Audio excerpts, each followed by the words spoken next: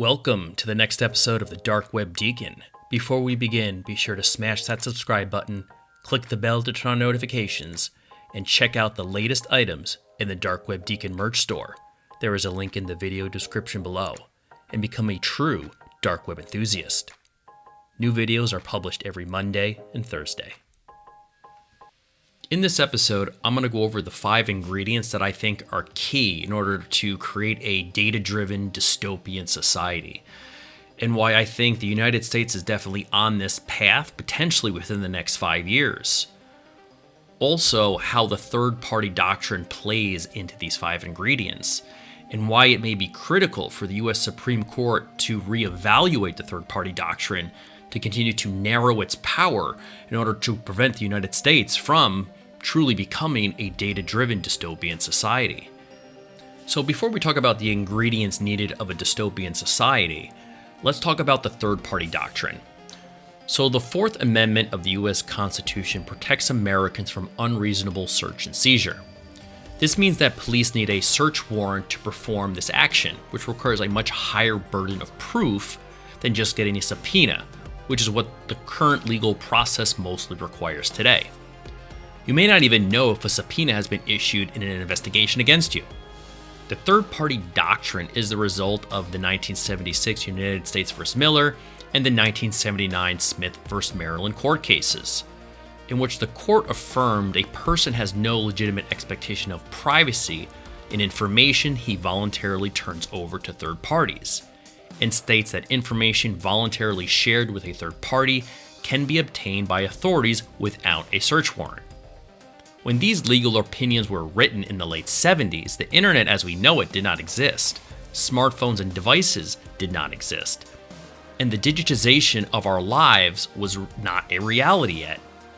So any and all data you store in the cloud, data Apple has on you, your shopping data, articles you read and for how long on Facebook, anything Amazon saves when you speak into your Alexa device, any data you give to a third party, period, is not protected by the Fourth Amendment. So what ingredients are needed to become a data-driven dystopian society in 5 years? Ingredient number 1, data storage and lots of it. Well, we've had that for a while. Data storage is cheap and plentiful. Some have estimated Google holds 10 to 15 exabytes of data, which is 15 times 10 to the 18th power bytes of data. Ingredient number 2, data processing speed. The IBM Summit supercomputer back in 2018 hit peak rates of 2 billion calculations a second. And there are dozens more similar types of supercomputers that are comparable in processing power around the world. Next, ingredient number 3, data richness for modeling and predictions. The more data machine learning and AI tools have, the better they can make predictions.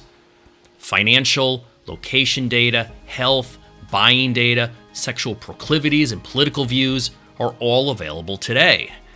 Thankfully, not in a centralized place, but it is all possible to combine that data today with the right power and authority. And then layer on top of that, Neuralink. So Neuralink is a technology that interfaces with the brain. And Elon Musk himself is quoted as saying it'll have the ability in the future to record and replay human memories. If this is truly possible, then it is just a small step for being able to read someone's memories or thoughts, or even worse, mimic the signal of Neuralink and implant false memories or false thoughts. Ingredient number 4 is the authorities' ability and the government's ability to gain access to all this data. Well, this is where the third-party doctrine comes in. Basically, all of this data is being passed through a third party. Hence, any and all of your Fourth Amendment rights are either non-existent or heavily restricted. So it is possible with the right political or authoritarian mandate to get this data without a proper search warrant. And then ingredient number 5, culture. A culture that holds the virtue of safety to be greater than the virtue of individual liberty. I think, based on the pandemic, many can say that we're currently there. Coupled with a massive political divide that often views the other side as evil or subhuman. Remember, power corrupts, and absolute power corrupts absolutely. A famous quote from Lord Acton in 1887. So is it that hard to imagine a political leader demanding that we need to implement a project of this scope to stop a future riot, or a future insurrection, or a future civil war? The end phase of such a project is not merely to convict those who may have committed a crime, but to use all this data and technology to profile human behavior to predict who has a likelihood of committing a future crime, and arresting them and incarcerating them without a trial.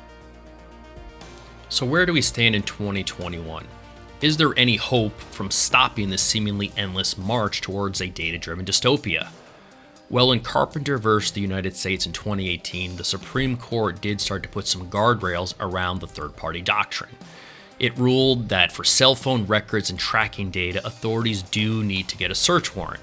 But again, this is only a small piece of our overall digital footprint. In 2019, the state of Utah passed the Electronic Information Data Privacy Act, which requires a warrant for accessing Utah residents' private information stored with third parties. Now, some bad news. In June 2020, the U.S. Fifth Circuit found that transaction data with virtual currency exchanges, such as cryptocurrency, for example, are akin to bank records and not subject to Fourth Amendment protections. So no warrant is needed to access cryptocurrency exchange data. Individuals and groups who are actively trying to stop this dystopia and trying to endorse more individual liberty and create more transparency for governments and authorities have been individuals such as Julian Assange and Edward Snowden, and groups such as crypto groups and privacy advocacy groups and Anonymous. And while you may disagree or agree with some or all of their tactics, they, at the end of the day, I think embody what I mentioned earlier, which is that the virtue of individual liberty really needs to take a precedent over the virtue of safety. And if those things are reversed, then you definitely are on a path towards a dystopian society. So, are we heading towards a dystopian society? If so, how long do you give us? I would love to hear in the comments below. Thanks for watching, and as always, please like, subscribe, and provide comments, and turn on notifications by clicking the bell in order to check out future videos published twice a week.